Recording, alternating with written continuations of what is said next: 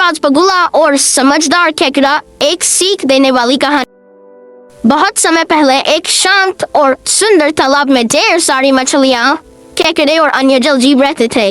उसी तालाब के किनारे एक बूढ़ा बगुला भी रहता था। पहले वह बहुत ताकतवर शिकारी था, लेकिन अब वह बूढ़ा हो चुका था। उसके पंख भारी हो गए थे और शिकार करना उसके लिए मुश्किल हो गया था।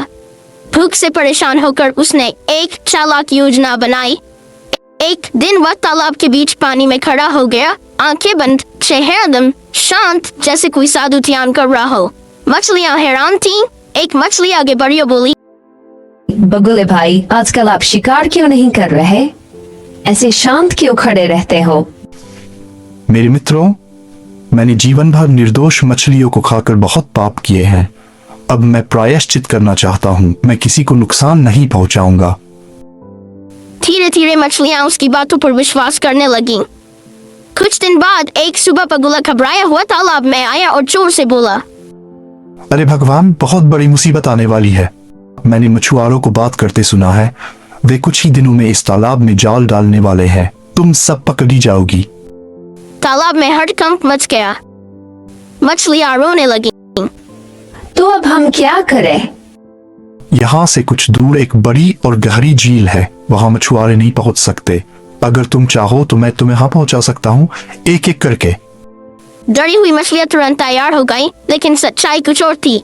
बगुला हर दिन एक मछली को अपनी चोंच में उठाकर उड़ जाता, लेकिन झील तक ले जाने के बजाय वह पास के एक सूखे टीले पर जाकर उसे खा जाता।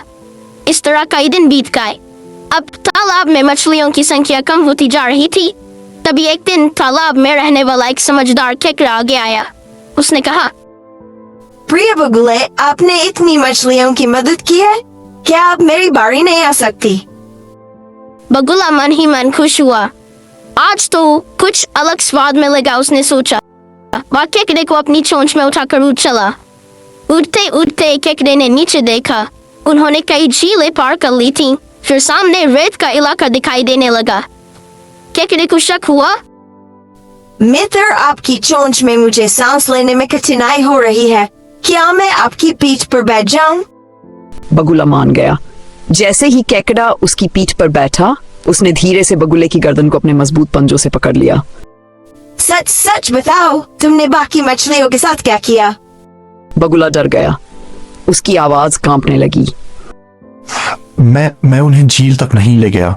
मैंने उन्हें खा लिया। सच सुनते ही केकड़ा समझ गया कि यही समय है।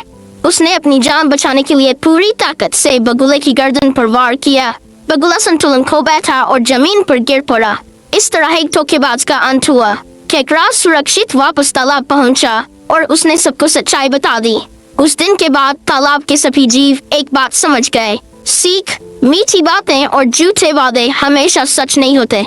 समझदारी और सतर्कता ही असली ताकत है। अगर आपको यह कहानी पसंद आई हो तो वीडियो को लाइक करें।